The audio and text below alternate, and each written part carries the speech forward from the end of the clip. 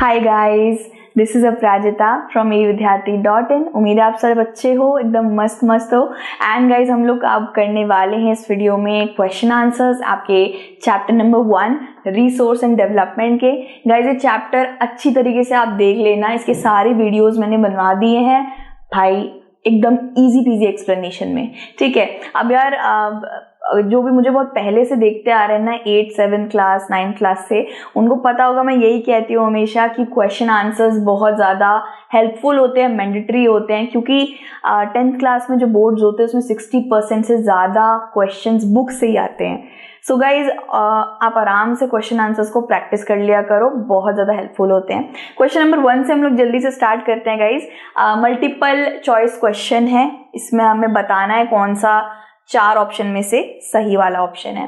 तो which one of the following type is resource is iron ore. ठीक है, so guys देखा जाए तो आयरन ओर यानी कि जो लोहा होता है वो भी हमें उससे मिलता है, खुदाई वगैरह करके माइनिंग से मिलता है ना। आयरन ओर वो लोहा जो हम इस्तेमाल करते हैं, हमारे मशीन्स में लगा रहता है, हमारे इलेक्ट्रॉनिक आइटम में लगा रहता है, हमारे मिक्सर ग्राइंडर में जो भी लोहा लगा रहता है वो एकदम फिनिश्ड प्रोडक्ट होता है। लेकिन जैसा लोहा हमें मिलता है ना, वो फिनिश्ड प्रोडक्ट नहीं होता, वो एकदम कंकड़ पत्थर की तरह लगता है, तो उसी को आप आयरन ओर कह सकते हो, मतलब नॉट रेडी वाला आयरन। तो ये कैसा होता है, क्या ये भरपूर मात्रा में अवेलेबल है? तो नहीं गाइज, ये नॉन रिन्यूएबल है। ठीक है, नॉन रिन्यूएबल यानी कि ये बार बार बनने वाली चीज नहीं है, ये लिमिटेड मात्रा में पृथ्वी पर मौजूद है। ठीक है, ये कोई फ्लो में नहीं है, ये बायोटिक भी नहीं है, बायोटिक मतलब कि जान नहीं, आयरन में जान नहीं होती है। रिन्यूएबल भी नहीं है, मतलब कि वापस बनने वाला। रिन्यूएबल सोर्स ऑफ एनर्जी होता है गाइज पानी, पेड़ पौधे, फॉरेस्ट, सूरज की रोशनी, इसको ये बार बार बनते रहते हैं, मतलब ये कभी खत्म नहीं होते। हवा ये कभी खत्म नहीं हो सकती। ठीक है, तो ये आयरन ओर हमारा नॉन रिन्यूएबल रिसोर्स है, मतलब लिमिटेड अमाउंट में है भाई, आराम से इस्तेमाल करना पड़ेगा अच्छे से। सेकंड वाला है guys, under which of the following type of resource tidal energy can not be put. तो गाइज, टाइडल एनर्जी क्या होती है? समुद्र के बीच में ना लहरें, आपने देखा लहरें बनती है भाई, बहुत बड़ी बड़ी, इतनी विशालकाय लहरें बनती है कि वो किसी जहाज को भी डुबा दे। तो इन लहरों में बहुत जान होती है गाइस, और इसी को टाइडल एनर्जी कहते हैं। इन लहरों के बीच में ना प्लांट लगा दिया जाता है, और जब ये लहरें ऐसे गुजरती हैं तो उस प्लांट के अंदर इलेक्ट्रिसिटी बनती है। तो टाइडल एनर्जी से गाइस इलेक्ट्रिसिटी बनती है। ठीक है, so replenishable, human made, abiotic, non recyclable. Non recyclable ऐसा कुछ नहीं है, टाइडल एनर्जी है वो कितना भी बन सकती है, और समुद्र का पानी तो खत्म नहीं होगा ना। तो ये रिप्लेनिशेबल है गाइस, मतलब कि ये बनते रहता सकता है। ठीक है, ये बहुत अच्छा इलेक्ट्रिसिटी का एक सोर्स है टाइडल एनर्जी। बस गाइस बात यह है कि ये टाइडल प्लांट जो होते हैं ना बड़े महंगे होते हैं, इसलिए ये एनर्जी हर जगह नहीं बन पाती है, और हर जगह समुद्र भी तो नहीं है ना। ह्यूमन मेड नहीं है, ह्यूमन मेड नहीं है, प्रकृति द्वारा मेड है। और एबायोटिक, एबायोटिक मतलब इसमें जान नहीं है। यस, इसमें जान नहीं है। ऑब्वियसली बात है, दिस इज एबायोटिक, लेकिन हमें रिसोर्स पूछा जा रहा है कि ये कभी खत्म नहीं होगा, तो ये रिप्लेनिशेबल इसका आंसर होगा, मतलब ये कभी खत्म नहीं होगा। ठीक है, तो समुद्र के अंदर जो पानी है वो भी तो एक ऐसा ही मतलब नॉन रिन्यूएबल रिसोर्स है, मतलब वो हर वक्त बनता ही रहता है। तो टाइड भी उसमें बनता रहेगा, मतलब ये कभी खत्म नहीं होगा, ये एनर्जी हमेशा बनती रहती है। ठीक है, थर्ड वाला क्या है guys, which in one of the following is the main cause of land degradation इन पंजाब। पंजाब में लैंड की बड़ी बुरी हालत हो जा रही है, तो किस वजह से हो रही है? तो इनका सबसे पहला वाला इंटेंसिव कल्टीवेशन, बहुत ज्यादा खेती करने की वजह से, पेड़ कटने की वजह से, बहुत ज्यादा ही पानी दे देने की वजह से खेतों में, या बहुत ज्यादा ही जानवरों के चराने की वजह से। सो इसका आंसर होगा गाइस ओवर इरिगेशन, सी वाला। ठीक है, तो पंजाब में बहुत ज्यादा पानी की मात्रा ज्यादा कर दी गई थी खेती के अंदर, दैट्स वाई वहां का लैंड डिग्रेड हो गया, खराब हो गया था। ठीक है, सो फोर्थ वाला क्या है guys, in which one of the following state is terrace cultivation practice. So यार, अगर आपने टॉपिक देखा होगा तो बड़ा जल्दी से आंसर पकड़ लिया होगा। टेरेस कल्टीवेशन वेस्टर्न हिमालय के स्टेट्स में होता है, मैंने उसमें बताया भी था कौन कौन से स्टेट थे। उत्तराखंड, जम्मू कश्मीर, हिमाचल प्रदेश, ये वो जगह है गाइस जहाँ पे टेरेस फार्मिंग प्रैक्टिस करी जाती है। और कुछ नॉर्थ ईस्टर्न स्टेट्स भी थे जैसे मिजोरम, मणिपुर। ठीक है, सर यहाँ पे पंजाब, उत्तर प्रदेश, हरियाणा तो बिल्कुल नहीं होगा, ये नॉर्दर्न पार्ट है, ये हमारा भारत का उत्तरी भाग है। ठीक है, और हमें वेस्टर्न हिमालय की बात करी जा रही है, तो Uttarakhand will be the right answer. ठीक है, फिफ्थ वाला क्या है guys, in which one of the following states black soil is predominantly found. Black soil कौन से राज्यों में मिलता है? तो गाइस ब्लैक सॉइल देखा जाए तो डेक्कन यानी कि दक्षिणी भारत के प्लेट्यूज है ना, पठार प्लेट्यूज, वहां पे मिलता है, क्योंकि वहां लावा बनता है तो वहां पे लावा प्लेट्यूज भी कहते हैं उसको, वहां मिलता है। साथ ही साथ गाइस गुजरात, महाराष्ट्र और कर्नाटका, ये वो सारे राज्य हैं जहाँ पे आपको ब्लैक सॉइल मिलेगा। ठीक है, तो यहाँ पे जम्मू एंड कश्मीर, महाराष्ट्र, राजस्थान और झारखंड है। तो कौन कौन से स्टेट बताए, उसमें से Maharashtra will be the right answer. ठीक है, अब यार यहाँ पे you can see guys answer Gujarat भी हो सकता था, अगर गुजरात लिखा हुआ है तो उस पर भी टिक लगा देना। So these are the answers guys। अब इसके बाद है question number 2, answer the following question in 30 words. अब गाइज एग्जाम में ना समटाइम्स मेरे साथ होता था when I was giving my board exams, जब भी 30 वर्ड लिखा हुआ है ना, आप ट्राई करना 30 नहीं 40 वर्ड्स लिख के आओ। ठीक है, जितना लिखा हुआ है उससे थोड़ा सा 1-2 लाइन अब एक्स्ट्रा लिखोगे, आपको पूरे मार्क्स दिए जाएंगे। ये चीज़ मैंने बहुत नोटिस करी थी। आप 30 वर्ड्स लिखा हो, आई नो यार टाइम इतना होता नहीं है, हमें जितना लिखा है उतना ही लिखना चाहिए, बट समटाइम्स थोड़ा एक्स्ट्रा लाइन लिख देना, या 4 पॉइंट है तो 5 लिख देना, तो उससे मार्क्स अच्छे मिलते हैं। ठीक है, सो यार फर्स्ट वाला पढ़ते हैं। 3 स्टेट के नाम बताने हैं जहाँ पे ब्लैक सॉइल है, और ब्लैक सॉइल में क्या उगता है ये बताना है। तो गाइज ब्लैक सॉइल में कॉटन उगता है, एंड 3 स्टेट्स में गुजरात, महाराष्ट्र, डेक्कन, पूरा डेक्कन ट्रैप जो है, बेसॉल्ट का डेक्कन ट्रैप, वो वाला रीजन दक्षिणी भारत, वो पूरा आ जाता है। गाइज डेक्कन क्यों बोलते हैं? Deccan comes from the Sanskrit word दक्षिण।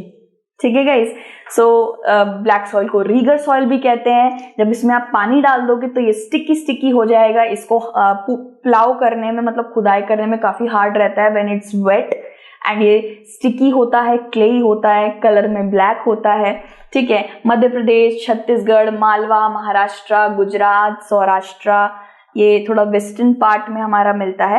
ये देखिए यहाँ पे नदियों के नाम भी दे रखे हैं, गोदावरी नदी और कृष्णा नदी की जो वैलीज है ना, आसपास के जो एरियाज हैं, वहां पे भी ब्लैक सॉइल मिलता है, एंड इसमें कॉटन उगाया जाता है, very suitable for cotton growth.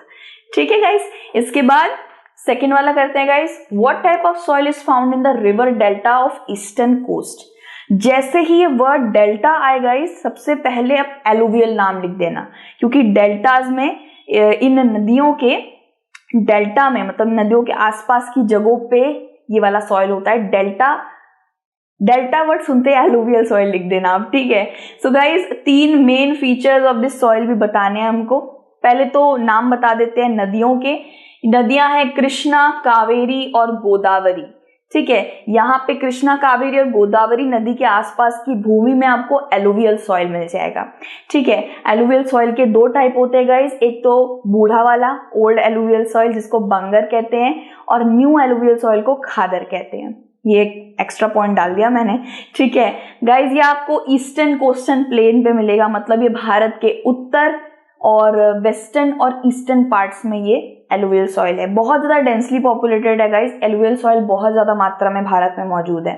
ठीक है, सो 3 मेन फीचर्स बोले थे हमें गाइस। एलुवियल सॉइल में बहुत अच्छा प्रपोर्शन रहता है सैंड, सिल्ट और क्ले का। ये है गाइस सैंड, सिल्ट, क्ले, मतलब कि ये मिट्टी अच्छे से बंध जाती है, ये मिट्टी बहुत ज्यादा कोर्स होती है, बहुत ही ज्यादा हल्की होती है, बहुत फर्टाइल होता है एलुवियल सॉइल गाइस। साथ ही साथ ये बहुत हमारे भारत के बहुत से एरियाज में आपको मिल जाएगा। इट्स वेरी फर्टाइल, एंड इधर और भी लिखा हुआ है गाइस, इसके अंदर फॉस्फोरिक, लाइम और पोटैश का अच्छा खासा कंटेंट रहता है। इसका पीएच लेवल 8.0 से कम है, 7.3 है, विच इज गुड। जिस भी सॉइल का पीएच लेवल 8.0 से ज्यादा रहता है ना, तो वो सॉइल अच्छा नहीं होता है, वो बहुत ज्यादा भारी सॉइल होता है। और जो भी बहुत हार्ड और भारी सॉइल होता है तो उसमें पानी का अच्छे से क्या आप कह सकते हैं ना, ऑब्जर्व अच्छा नहीं हो पाता है। ठीक है, तो ढोकले को एकदम स्पॉन्जी स्पॉन्जी होना मांगता है, एकदम उसमें छोटे छोटे छिद्र होने चाहिए, तभी तो शुगर सिरप अंदर जाता है। ढोकला बहुत ज़्यादा ही हार्ड बन जाएगा तो शुगर सिरप भी नीचे नहीं जा पाएगा, वैसे वाली बात है। ठीक है, and it's ideal for the growth of गन्ना, अनाज, दाल और चावल। चावल को पैडी भी कहते हैं। ठीक है, गन्ना हो गया, अनाज यानी वीट हो गया, एंड चावल और कुछ दालें इसमें बहुत अच्छे से उगती हैं। ठीक है, ये हमारा एलुवियल सॉइल के बारे में बात हो गई है। एंड 2 का 3 करते हैं गाइस। हम जो हिली एरियाज होते हैं ना, ऊबड़ खबड़िया जो एरियाज होते हैं, वहां पे मिट्टी के खराब होने से उसको बचाने के लिए हमें क्या करना चाहिए। मिट्टी का समझ लीजिए ये हाल हो गया, तो क्या करना चाहिए। हिली एरियाज की बात हो रही है गाइस, हिली यानी कि ऊबड़ खबड़िया रास्ता जो होता है। ठीक है, सो सॉइल इरोजन के लिए क्या क्या करना चाहिए गाइस। सबसे पहली बात है, कुछ फार्मिंग के मेथड्स होते हैं जो आप अपना के वहां पे फार्मिंग कर सकते हो। कॉन्टोर प्लाउइंग, ठीक है, कुछ इस तरीके से आप कॉन्टोर प्लाउइंग कर सकते हो। मतलब कि अगर यहाँ पे आपने कुछ उगा रखा है और अपने यहाँ से पानी छोड़ा है, तो पानी यहाँ से वापस बह के निकल जाएगा, वो वहाँ पे इकट्ठा नहीं होगा। गाइज ये बिल्कुल ऐसी बात है कि फार्मिंग के अंदर ना पानी उतना ही देना चाहिए खेतों में जितना उसको ज़रूरत है। अगर बहुत देर तक आपने किसी खेत में बहुत सारा पानी छोड़ दिया है और फिर वो वहीं जमा रह गया है ना, तो वो सॉइल को खराब कर देता है। ठीक है, वो सॉइल को खराब कर देगा या तो ज़मीन को खराब कर देगा। बिल्कुल ऐसी बात है कि आप एक पेड़ में बहुत ओवर पानी डाल दे रहे हो, एक पौधे में ओवर पानी डाल देते हैं ना, तो वो अच्छे से नहीं उग पाता है। इट्स लाइक सॉल्ट, बिल्कुल ना ही कम ना ही ज़्यादा डलना चाहिए खाने में, बैलेंस डलना चाहिए। सो गाइज पानी यहाँ से छोड़ेंगे ना, तो पानी यहाँ से सारे खेतों को मिलके यहाँ से बह जाएगा। This is a good option guys, contour ploughing. ये अपना के आप अपने लैंड को बचा सकते हो, ऐसी लाइनें लाइनें में आप खेती करके। ठीक है, नेक्स्ट इज टेरेस कल्टीवेशन और you can say terrace farming. ये भी मैंने अच्छे से उसमें पढ़ाया गाइस, ये आप अच्छे से देखना। ऐसे ना हीली स्लोप्स के अंदर ना ऐसे कटिंग कर रखी होती है, तो जितना पानी आप यहाँ से पानी छोड़ोगे ना, यहाँ से पानी बह बह के नीचे चला जाएगा, मतलब इकट्ठा नहीं रहेगा, जमा नहीं रहेगा। फॉर एग्जाम्पल गाइस, किस तरीके से जब बिल्डिंग धुलती है ना, संडे के दिन आई थिंक जब जो काम वाली आंटी होती है बिल्डिंग धोती है ना, वो कैसे ऐसे पानी डाल देती है, बहुत सारा पानी डाल देती है बाल्टी में डाल के, फिर वो पानी ऐसे सीढ़ियों को धोते धोते नीचे पहुंच जाता है, फिर और सीढ़ियों को धोते धोते नीचे पहुंच जाता है। बिल्कुल ऐसी बात है, पानी खेतों में जमा नहीं रहना चाहिए। So terrace cultivation is also a good method. जितना सॉइल को पानी चाहिए होगा वो उतना पी लेगा और फिर वो पानी नीचे बहकर चला जाएगा। फिर आता है गाइस स्ट्रिप क्रॉपिंग। अब आप जो भी खेती करिए, खेतों के पास में ना घास उगा दीजिए। ठीक है, खेतों के बड़े बड़े घास के बंच उगा दीजिए। इससे क्या होगा गाइस, हवा या पानी कुछ भी ज्यादा स्पीड में आ रही है ना, तो वो सबसे पहले घास से टकराएगी। घास एक शेल्टर या एक बैरिकेड का काम करेगा उन खेतों के लिए। ठीक है, यहाँ पे देखिए गाइस, यहाँ पे खेती हो रखी है, समझ लीजिए सरसों की खेती। ये घास है, ये खेती है, ये घास है। तो कुछ भी पानी हवा कुछ भी आएगा ना, प्रकृति का नेचुरल एजेंट कुछ भी खराब करने की कोशिश करेगा, तो सबसे पहले वो घास के बैरिकेड से लड़ेगा, फिर वो नहीं जा पाएगा खेतों के अंदर। ठीक है, सो स्ट्रिप क्रॉपिंग इसको कहते हैं। ठीक है, एंड शेल्टर बेल्ट्स का भी आप इस्तेमाल कर सकते हैं। बड़े बड़े लंबे लंबे पेड़ जो होते हैं उसको उगा दीजिए। हवा या पानी कुछ भी आएगी तो सबसे पहले उन पेड़ों से टकराएगी और आपके खेतों को खराब करने से वो चीज बच जाएगा। ठीक है, इसके बाद क्या है, सेकंड का फोर्थ करते guys, what are biotic and abiotic resource. ये बहुत ईजी है, बचपन से पढ़ते आ रहे गाइस, एग्जाम्पल भी देती हूँ इसका। हमारे बायोस्फीयर यानी कि हमारे जो इन्वायरमेंट है, पूरा प्रकृति में जितना भी आपने देखा होगा, कुछ चीजों में जान है, कुछ में जान नहीं है। जैसे कि सूर्य की रोशनी, उसमें जान नहीं है। एनिमल्स, प्लांट, उसमें जान है। लिविंग ऑर्गेनिजम्स, उसमें भी जान है। ठीक है, पानी में जान है नहीं, एनिमल्स में है। Temperature, fire, flowers, trees. So हमारे प्रकृति के अंदर कुछ चीजों में जान है और कुछ चीज में जान नहीं है। इसको जीवित, जैविक और अजैविक भी कहते हैं। ठीक है, सो गाइस बायोटिक रिसोर्स कौन है, जिसके अंदर लाइफ है, लाइफ एग्जिस्ट करती है। Examples, animal, plant, fish, life stock, human. ठीक है, and forest animal, guys plant और ट्रीज में भी जान होती है, ठीक है। एबायोटिक रिसोर्स वो है जिसके अंदर जान नहीं है, ठीक है, जैसे कि कंकड़ पत्थर, रॉक, पानी, सॉइल, लैंड, ठीक है, मेटल्स, खनिज, पेट्रोल, नेचुरल गैस, ये सब नेचर से मिलता है बट इसमें जान नहीं होती है। So this was abiotic and biotic. Okay, question number 3 करते हैं गाइस, हमें इनका 120 वर्ड्स में आंसर करना है। फर्स्ट वाला है guys, explain land use pattern in India and why has the land under forest not increased much since 1960 to 61। अब गाइस जब मैंने चैप्टर में पढ़ाया था ना, मैंने एक बार ग्राफ पढ़ाया था 1960 और 2014-15 इन दोनों का एक छोटा सा डिफरेंस बताया था कि दोनों में कितना फॉरेस्ट एरिया हमारे इंडिया में था। सो 1960 और 61 के अंदर जो हमने देखा था वहां पे फॉरेस्ट एरिया 40% से ज्यादा था, ठीक है, और 2014-15 में वो एरिया 8% हो गया था। अब ऐसा क्यों हुआ गाइस, कितना परसेंटेज बढ़ा 2014-15 तक, कितना परसेंटेज बढ़ा, वो सब हम पता करते हैं यहाँ पे, ठीक है। सबसे पहली बात तो ये है गाइस कि हमारा इंडिया के अंदर कुछ लैंड को खेती के लिए इस्तेमाल करा जाता है, कुछ को जंगल उगाने के लिए, कुछ को रोड बनाने के लिए, कुछ को जानवरों को चढ़ाने के लिए। सो हमारा लैंड ना बहुत अलग अलग तरीके से डिस्ट्रीब्यूट हो रखा है, ठीक है। इसके बाद क्या है गाइस, हमारे पास बहुत अलग अलग लैंड फॉर्म्स भी हैं। कुछ लैंड बड़े उबड़ खबड़ियां हैं, कुछ लैंड प्लेन हैं, कुछ रेगिस्तान है, कुछ बर्फ से ढके हुए हैं, ठीक है। कुछ को हमने घर बनाने के लिए इस्तेमाल करा है, इंडस्ट्री के लिए, रोड्स के लिए, ठीक है। और अकॉर्डिंग टू आप हमारा रिसेंट अभी सेंसस देखेंगे तो जो नेट सोन एरिया है, यानी कि वो एरिया जिसमें खेती हो रही है हमारे पूरे पॉपुलेशन को खिलाने के लिए, वो एरिया जो फर्टाइल है, फिट फॉर कल्टीवेशन बैठता है, NSA नेट सोन एरिया जहां हर वक्त खेती होती रहती है, वो है 54%, ठीक है। फैलो लैंड जिसके अंदर 2 से 3 साल बाद खेती होती है, टाइम स्पैन, टाइम दे दे के खेती होती है, वो एरिया है 22.5%। जानवरों को चढ़ाने के लिए जो एरिया दे रखा है वो है 3.45%। सो फॉरेस्ट के लिए कितना एरिया है, फॉरेस्ट के लिए काफी कम एरिया है, ठीक है।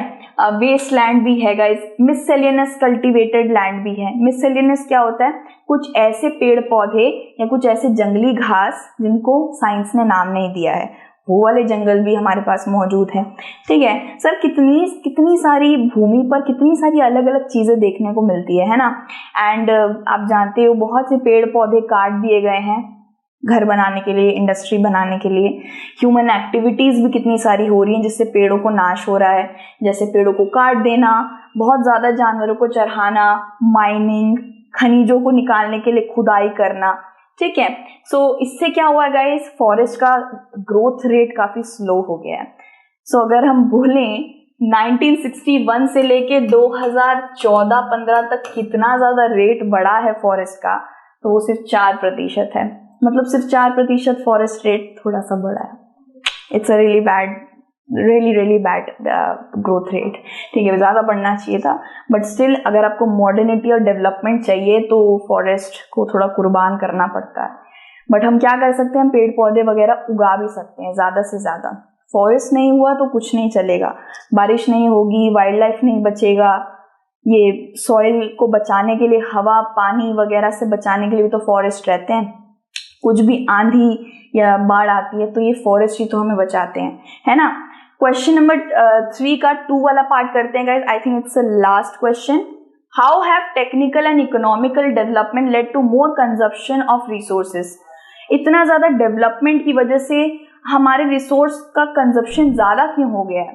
सो ऑब्वियस ही बात है कि जितना मॉडर्निटी बढ़ेगा, जितना डेवलपमेंट होगा, रिसोर्सेज का मतलब एक तरीके से आप कह सकते हो कंजर्वेशन, आप कह सकते हो बढ़ेगा या कम होगा। मुझे तो कम होते हुए दिख रहा है। मतलब आबादी इतनी ज्यादा बढ़ गई है, इतने सारे लोगों को खिलाना पड़ता है, तो इसका कंजर्वेशन काफी कम मात्रा में ही हो पा रहा है।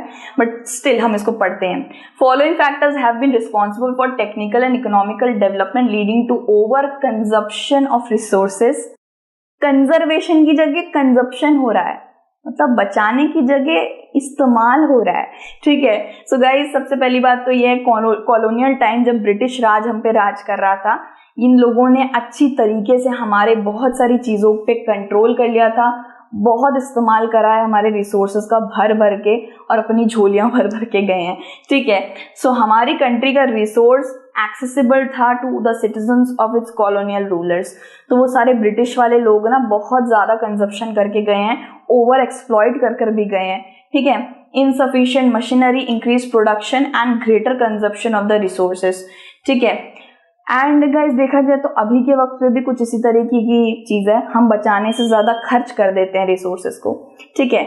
सो इतना ज़्यादा पॉपुलेशन इंक्रीज की वजह से, इतना ज़्यादा लोगों की बढ़ने की वजह से, बच्चे वगैरह उनके मुंह भी बढ़ रहे हैं, खाना भी बढ़ रहा है, एग्रीकल्चर ज़्यादा करना पड़ रहा है, पेट्रोल भी ज़्यादा लग रहा है, गाड़ियाँ भी ज़्यादा चल रही हैं, खनिज ज़्यादा लग रहा है। वही बात है गाइस। तो डेवलपमेंट की वजह से एंड एवरीथिंग, यू नो, इसकी वजह से कंजप्शन ज़्यादा बढ़ गया है, चाइल्ड बर्थ, एंड जितना ये रिसोर्स इस्तेमाल हो रहा है, पेट्रोल इस्तेमाल हो रहा है, पोल्यूशन हो रहा है, डिजीज फैल रहे हैं, बच्चों की मृत्यु भी हो रही है, एक्सीडेंट्स भी हो रहे हैं, एक्सेट्रा एक्सेट्रा। सो डेवलपमेंट तो हो रहा है, but still we have to pay a high price to this kind of things. So these two has contributed to the higher consumption of resources. So guys, resources बड़े अलग अलग तरीके के होते हैं, ठीक है। प्राकृतिक रिसोर्स जो कभी खत्म नहीं हो सकते, आप उसको अच्छे से यूज करिए, उसमें कोई दिक्कत नहीं है। सूरज की रोशनी, हवा, पानी यूज करिए।